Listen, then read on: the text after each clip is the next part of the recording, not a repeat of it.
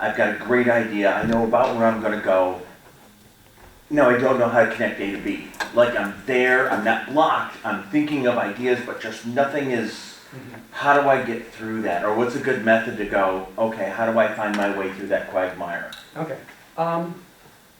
Some of the things I do is I separate the art from the craft. There are days I just don't have ideas. There are days I have nothing but ideas. But there are days I don't have ideas, but I have to work. So what I'll do is I will shift over into the craft mode of what I'm doing, and I'll go back over what I've written.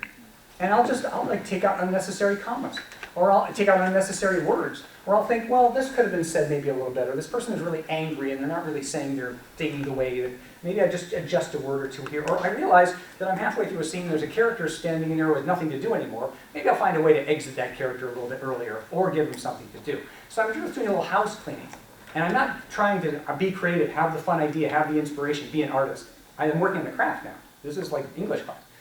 And sometimes that will kick me into, when I'm in that, I will sink into that mode where I'm back into the story and back into the characters and back into life, and I will have the idea. It doesn't always work, but it's one way to kind of jump in the shallow end and hopefully swim toward the deeper end. Another thing is to, like when I go through something like that, I will just sort of put it aside for a while, and then, I'll just kind of think it out. Like, well, I take a lot of long walks, and it's just sort of like my brain meanders all over the place, and ideas will come in the shower or when I'm walking or whatever. But not always when you want them to. It's like being often struck by some unreliable lightning. It's kind of like, I want the idea to hit me.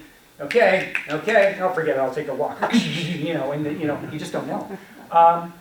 And sometimes it's put yourself in the place of the viewer. What does the viewer watch so far of what you're writing? Okay, where does the viewer expect it to go? Where do you want it to go? And is there a way to get to you want it to go where it's a way the viewer doesn't expect it to go? I mean, and also, there's nothing wrong with writing a couple of bad ideas down. Right? Okay, you've got from here to here. How can I build this bridge? Well, I can do it this way, but that takes a lot of pages and a lot of people just explaining things. Okay, so no, we don't like that. Is there a way we just cut from here to there?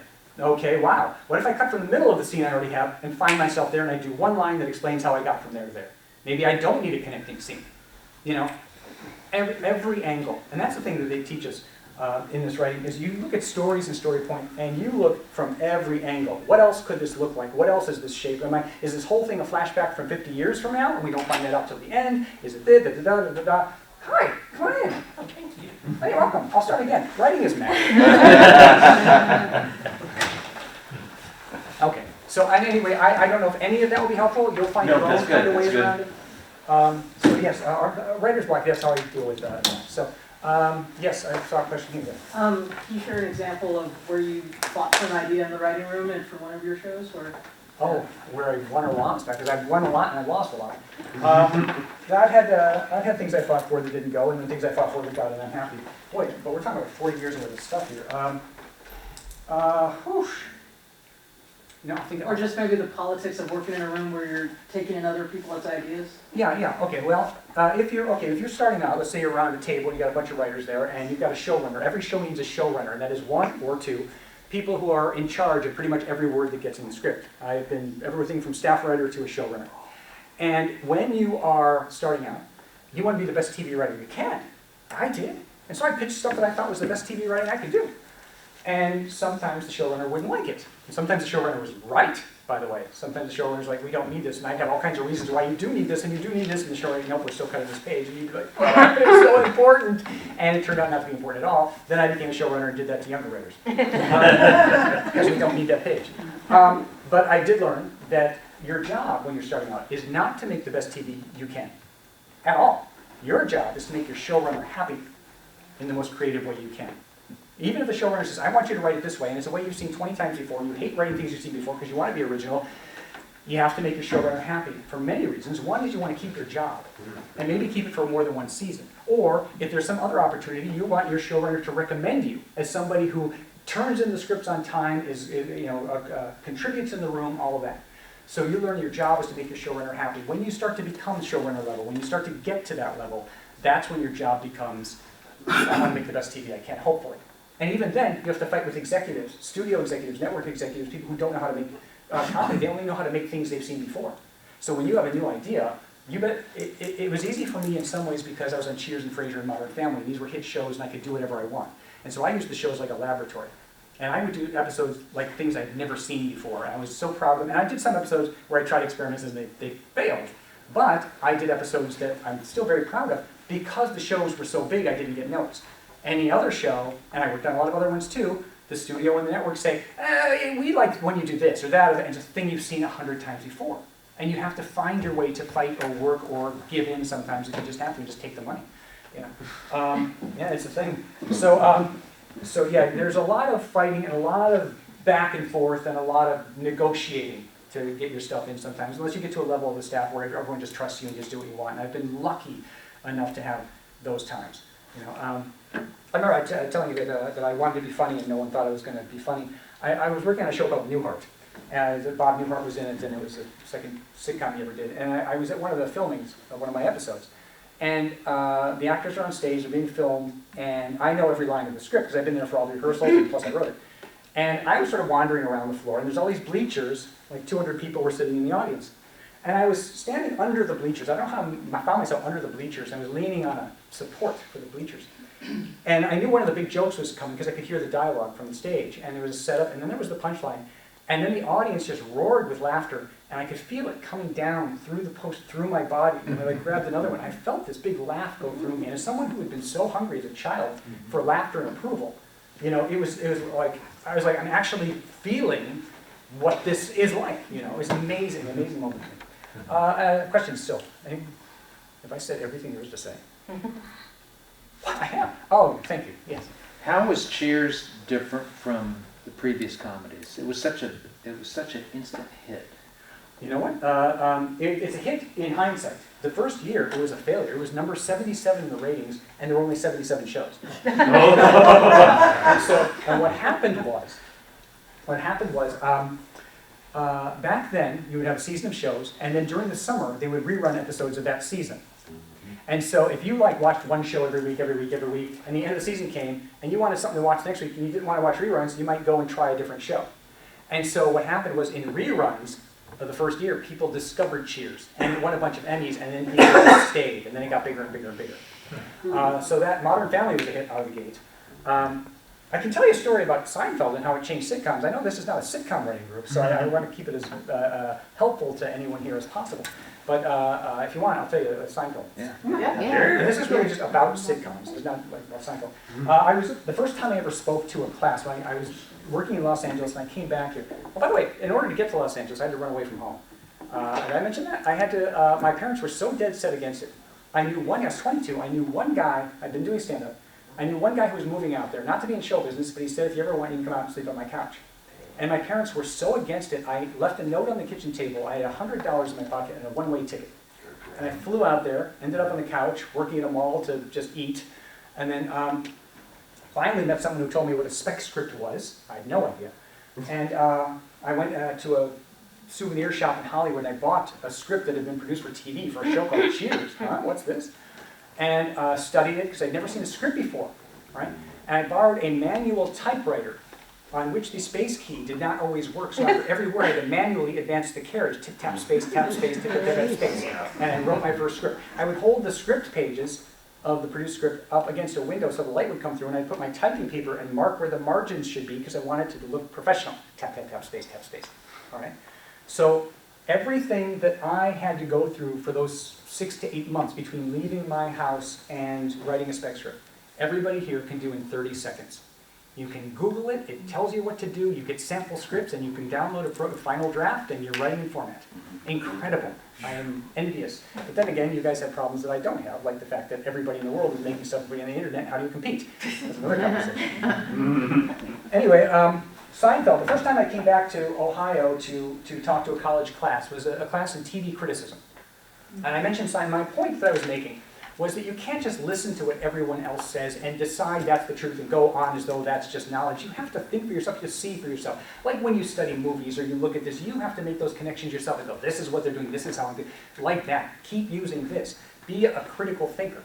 Seinfeld changed sitcoms. And I asked the class, I said, how did Seinfeld change the sitcom? And all these hands went up. And I said, if you're going to say it's the show about nothing, put your hands down.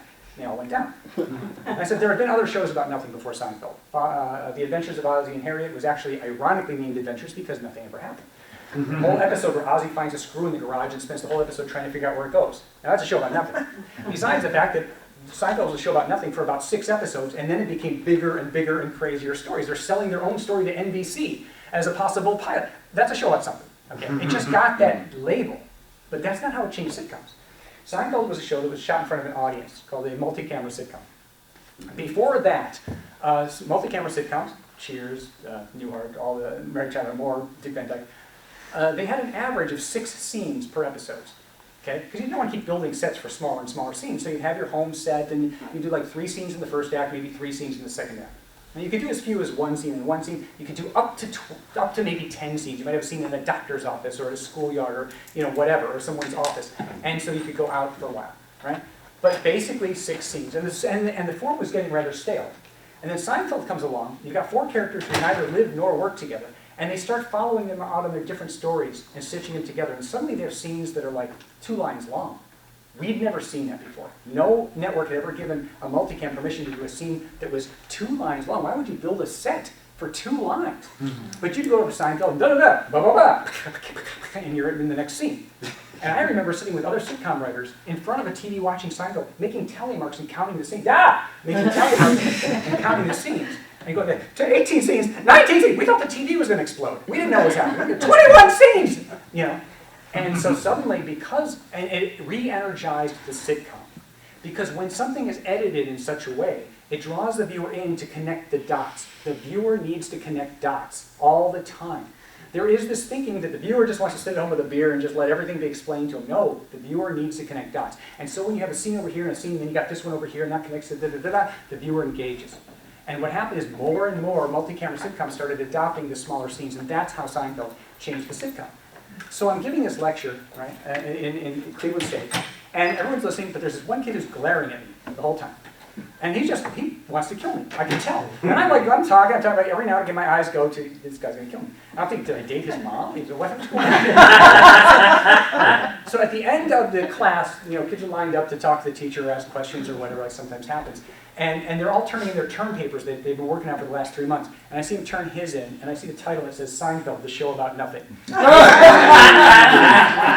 ruined his grade. I can't blame him. He's probably still out there. Oh my God, I know I had like 1 or 2 little more things to say, and I can't think of them. But I don't know how we're doing for time. 10 minutes? Wow. I can cover that. Yeah. Okay, let me see if I have anything in my notes, because I know that I had, I see a question. Well, it's more like an observation. Fair I think enough. that you're so much like David Sedaris. Oh my And gosh, I that's just- flattering.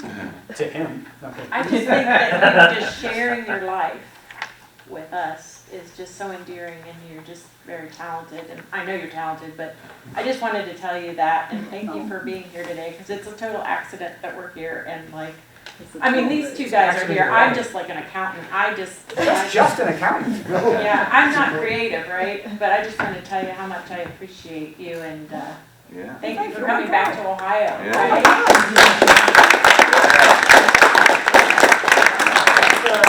I don't know how to recover from something nice. But thank you. I'm sincere. Thank you. Well, you were so nice to everybody when we walked in, and we stumbled over the carpet and came late, and you're just the nicest person ever. Wow, thank you. Wow. Thank you. Someone say something mean. I know, someone insult me, please, give me something. Okay, then quick look, I see. Camera person. Oh, camera, hello, yes. What's on the paper? No, the other one that you camera. like had to Oh, yeah, borrow. thank you. Oh my gosh, thank you. Yes, Victoria, was that your name?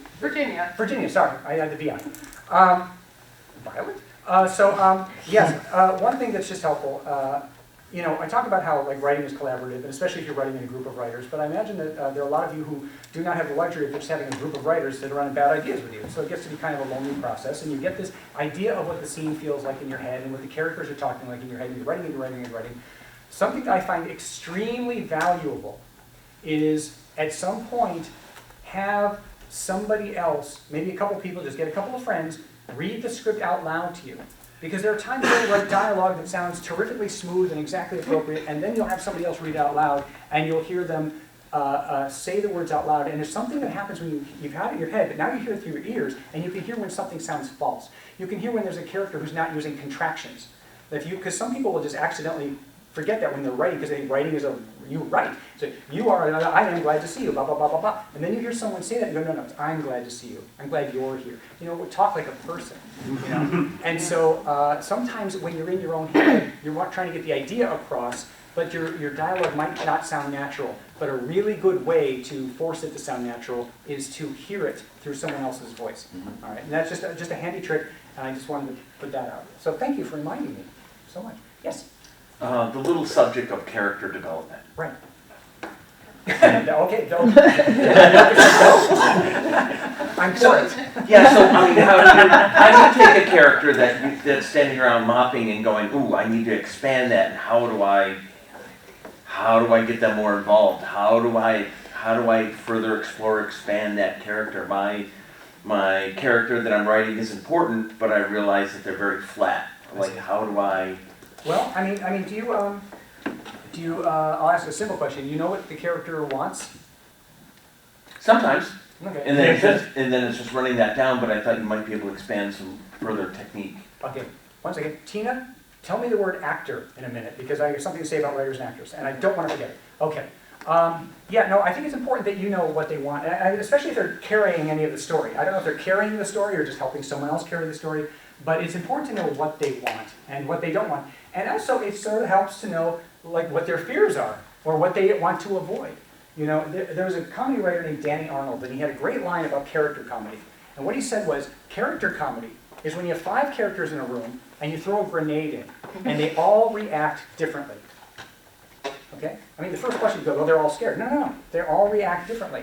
And then they might have reactions to each other's reactions, and it goes on and on. So it's like, is your character, I mean, I don't know anything about this, obviously, but it's like, find what's going on internally in the characters. Does this character have a habit of being a contrarian or putting this person down? Are they defensive? Are they this? Or they give them a characteristic that they can play throughout the whole thing that might sometimes actually be the thing that stops them, maybe their own worst enemy, to getting what they want. Maybe they need to get through that. Maybe that's their arc, because they have to break through the thing that's holding them back. I mean, I just don't know enough. So my problem has been, I've got an idea. I have a main character that holds, connects all the dots in the story, but I have a tendency to make the secondary characters richer and motivations and whatever. But when I'm looking at my main character, I can't get them motivated. It's like, well, I can take X, Y, and Z and get them motivated, but my A character just is there to connect the dots, and it drives me nuts that I can't get them off the page. Right. Well, sometimes there are things that work like that. If you remember, like the old Bob Newhart show where he was a psychiatrist, right? It's like he was surrounded by crazy people, and he was the normal one. And the Newhart show, kind of the same. Just a normal person surrounded by. He didn't have any really funny, interesting characteristics himself. But I mean, clarity above all. Just make sure you know what he wants, and make sure the audience knows what he wants. And this is going to take me to this actor thing in a minute. I have 2 things to say, I can't remember. But just, know what he wants. Play a game where you have your characters that you want, you know the story. Just as a mental exercise, a thought experiment, take one of the other characters and put him in the main character's slot. See what happens. Take a different character, put him in the main character slot, see what happens. See what happens if you start to change characteristics a little bit from here to there. You get an interesting characteristic for this guy? Why waste it on that guy? What does it do to your lead character? What does it do to your lead character's journey? It's just they're all pieces and puzzles in this way and that way, and start like playing with them. And don't be afraid to play with them, because you're not married to anything. You can do anything. Okay, actors, thank you very much. It's not for you. It's not for me? I'm sorry, yes. That was That's okay. something mental, I Okay, don't know. that's okay. You can take it. It's okay. No, All right, I hope it's good news. Okay, writers and actors. One thing about writing a script versus seeing it on the stage. From the page to the stage is a whole transition, right? And there are times when you are writing a script, it is to be read. That sounds obvious. It is not to be seen as a movie, it's to be read, because it's still just a document. And so the important thing is the reader, not the viewer, all right? And so sometimes we have to over-explain in the script so that the producer who's reading, the person who's going to put money in, the actors, whatever, understands what's happening to the characters. So we often have characters telling us how they feel all the time, and we over-explain, okay? Then eventually we cast the thing, and actors are acting it. And what you have to be prepared for is the actors are acting. And, obviously, and the idea is through acting, they're communicating what's on the page. And because they don't communicate necessarily only through words like your script, they communicate by body language, by their presence, by their expression, by the tone of voice. And you find, if you are paying attention to that, and you're a writer who has, not a huge ego, you can start cutting lines out of your script. Because the actors are doing that communication for you. If you have a character coming in, you don't have to have the character say, "I'm mad," right? So you had to have it for the script so that the producer understood, so the director, everybody understood it, right? But now you can cut. Now once you are in rehearsals, you can start cutting the line and letting the actors co-write this with you. I mean, they're not really the writers because they're not as important. But the other thing I want to say about actors and casting is, let's say you've written a script, a pilot, and you're going to cast it, all right, a movie, whatever. You are, at that moment, the parents of each character. You know what you want. One thing I always say is that I tend to not describe the character physically too much unless it's important to the script. Because I don't want to say, flashing blue eyes and the flecks of gray in the hair and da-da-da-da-da, describing myself. I don't want to say that because let's say there's somebody who looks exactly the opposite, who comes in and perfect. But I'm married to this physical description I have. No, I always describe the vibe of the person. I always describe. I remember, like, so funny. A young woman just kept describing the clothes every time. She's just such a clown. She wears this and she wears that. I don't care what she's wearing. Who is she? The audience is always asking, "Who is this?" So be open to somebody unexpected doing something unexpected, and don't be so married to what you've written that you miss opportunities. Because once you have a good actor in there, you two are the co-parents of this character. They will physically embody this character. And you have to listen to what their vibes are. You don't have to be a slave to them. You write what you want, and you have to have an understanding about what this character is. You have to meet on the same page. Kirstie Alley was cast to replace Shelley Long in Cheers. Yeah. And her character was originally written as this very austere kind of ice queen businesswoman. And it was okay. Did a few episodes, she was okay. And then there was an episode where she had to cry. She was trying to give up smoking and she was anxious. And she let her guard down. And she's crying and she's talking to Stab. And she did it in a way that was heartbreaking and hilarious at the same time. And all of us were like, that's our character. That's who she is. That's what we can get.